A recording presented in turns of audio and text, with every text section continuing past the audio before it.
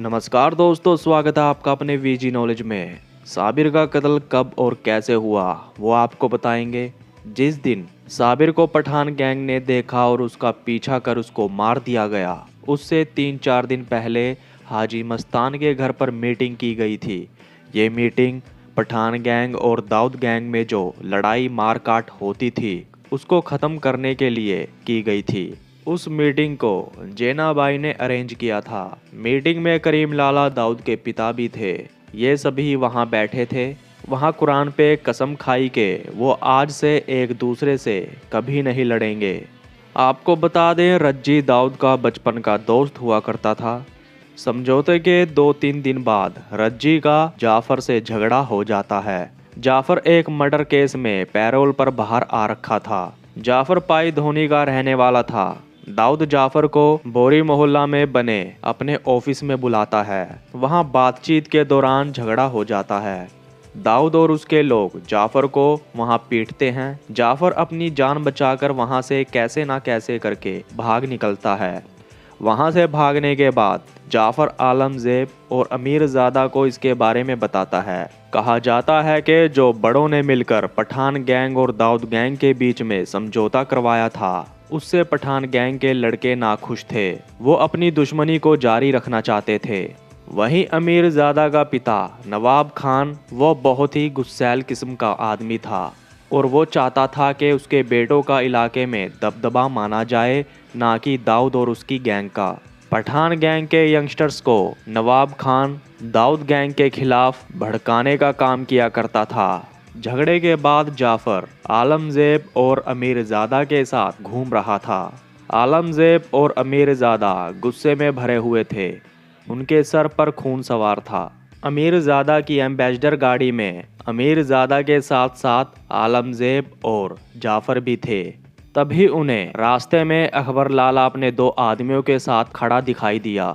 उन्होंने अकबर लाला और उनके 2 आदमियों को भी अपनी गाड़ी में बिठा लिया। अब गाड़ी को अकबर लाला चला रहा था। कहते हैं अकबर लाला दाऊद को पठान गैंग से ज़्यादा मानता था, लेकिन अकबर लाला को ये मालूम नहीं था कि पठान गैंग करने क्या वाली है। अमीरजादा, आलमजेब और जाफर ये तीनों पूरी तैयारी के साथ घूम रहे थे। रात के 10:30 बजे का समय था। ये सभी हाजी अली जूस सेंटर में जूस पीने जा रहे थे। गाड़ी में 6 लोग थे।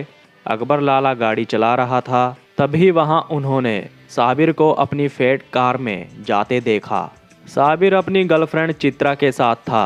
पठान गैंग के कहने पर गाड़ी साबिर की कार के पीछे लगा दी गई। साबिर का पीछा किया जाने लगा।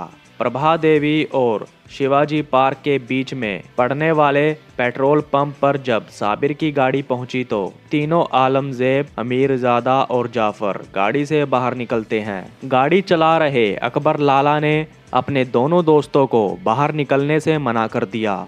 आलम, अमीर और जाफर ने चौपर से साबिर की गाड़ी का शीशा तोड़ा। चित्रा वहां से भाग जाती है। उन्होंने साबिर को बुरी तरह मारा। पठान गैंग के पास चौपर, डबल बैरल की राइफल और रिवॉल्वर थी। साबिर को वहीं मौत के घाट उतार दिया गया। अकबर लाला को डर था कि अगर उसने पठान गैंग को रोका तो वो उसे मार देंगे, क्योंकि उन पर खून सवार था। अकबर लाला घबराया हुआ था। अकबर लाला का कहना था कि मेरा ध्यान बस गाड़ी चलाने में था। मुझे ये था कि अगर मुझसे गाड़ी का एक्सीडेंट भी होता है तो ये लोग मुझे गोली मार देंगे। अकबर लाला ने बताया कि उनकी बातों पर ध्यान ना देते हुए मेरा सिर्फ अपनी शक्ल बचाने पर ध्यान था, क्योंकि दोनों तरफ के लोग मुझे जानते थे। साबिर को मारने के बाद ये लोग बोरी मोहल्ला दाऊद की गली में घुसते हैं। अकबर लाला वहां से चाहकर भी नहीं भाग सकता था। अगर वो वहां कुछ ऐसा वैसा करता तो पठान गैंग के हाथों उसे भी बहुत बुरा खामियाजा भुगतना पड़ सकता था। गली में घुसते ही पठान गैंग ने दाऊद के मुसाफिर खाना पर फायरिंग करनी शुरू कर दी। बताया जाता है वहां पर साबिर की गर्लफ्रेंड चित्रा टैक्सी पकड़कर पहले ही पहुंच गई थी। चित्रा दाऊद के घर की गली में ही पहुंची थी। तभी गोलीबारी शुरू हो गई। वहीं दाऊद की तरफ से भी खालिद पहलवान ने फायरिंग की। खालिद की गोली अमीरजादा की रीढ़ की हड्डी पर जाकर लगी। अमीरजादा वहीं पर गिर जाता है। अमीरजादा ने कहा, मेरे को यहाँ मत छोड़ो, मुझे यहाँ से लेकर चलो। कहते हैं दाऊद के घर गोलियां डबल बैरल गन और रिवॉल्वर से चलाई गई थी। अकबर लाला गाड़ी से बाहर नहीं निकलता क्योंकि उसको वहाँ सब जानते थे। अकबर लाला के साथ आए उनके दो दोस्त, वो भी अकबर लाला की तरह बुरी तरह फंस गए थे। अकबर के दोनों दोस्त पीछे वाली सीट पर बैठे थे। कहते हैं जब अमीरजादा को गोली लगी थी और वो नीचे पड़ा था तो अकबर लाला के दोनों आदमियों ने अमीरजादा को उठाया था। मुंबई में अमीरजादा को हॉस्पिटल ले जाना खतरे से खाली नहीं था, इसलिए अमीरजादा ने अपने ससुराल नंदूरबाग में जाने को कहा। वहां पर डॉक्टर ने कहा ये मेरा केस नहीं है, जिसके बाद उसको सूरत में रेफर कर दिया गया। लगभग 6 घंटे का सफ़र तय करके वो सूरत पहुंचे। वहां पर डॉक्टर ने कहा कि ये पुलिस केस है, हम ऐसे एडमिट नहीं कर सकते, जिसके बाद उसको वडोदरा लेकर जाया गया। वहां जब डॉक्टर ने गोली लगने का कारण पूछा तो उसने बताया कि रास्ते में उससे लूट की गई और उसके पीछे कुछ मारा गया। करीब 3 महीने लग गए थे अमीरजादा को ठीक होने में। आगे चलकर जब केस की इंक्वायरी हुई तो तीनों को एक एक कर पुलिस ने अरेस्ट किया। अकबर लाला को इसका पछतावा था, वो भारत छोड़कर चला जाता है। अकबर लाला दाऊद को अच्छा इंसान बताता था। वो कहता था कि दाऊद भाई के साथ पठान गैंग ने गलत किया। अकबर लाला की माने तो ये सब करवाने वाला जाफर सिद्दीकी था।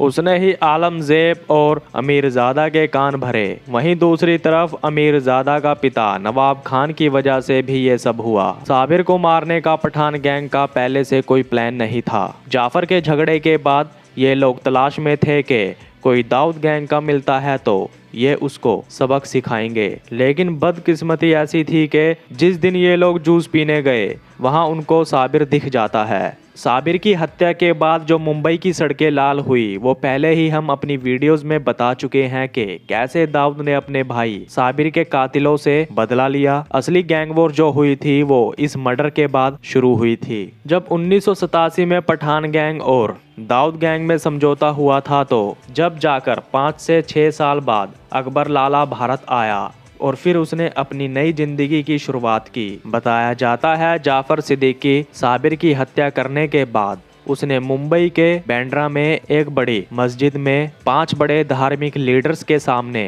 कुरान पर कसम खाई कि मेरी कोई साबिर से पर्सनल दुश्मनी नहीं थी, मैं अमीरजादा और आलमजेब की बातों में आ गया था, मुझे माफ कर दिया जाए। उसने पूरी लिख पढ़ी करके कुरान की कसम खा के दाऊद के पास भेजी कि मुझे माफ कर दिया जाए। मगर बात बहुत बढ़ चुकी थी। दाऊद की गैंग ने तो कुछ नहीं किया, लेकिन 1986 में जाफर को पुलिस एनकाउंटर में मार दिया गया। अमीरजादा को दाऊद ने कोर्ट में मरवा दिया। वहीं आलमजेब को अहमदाबाद में एनकाउंटर में मार गिराया गया। अकबर लाला के साथ गाड़ी में जो 2 आदमी थे उनमें से एक की डेथ हो गई और एक अपनी बेकरी चला रहा है। वहीं अकबर लाला की बात करें तो उसकी पिछले साल ही डेथ हो गई।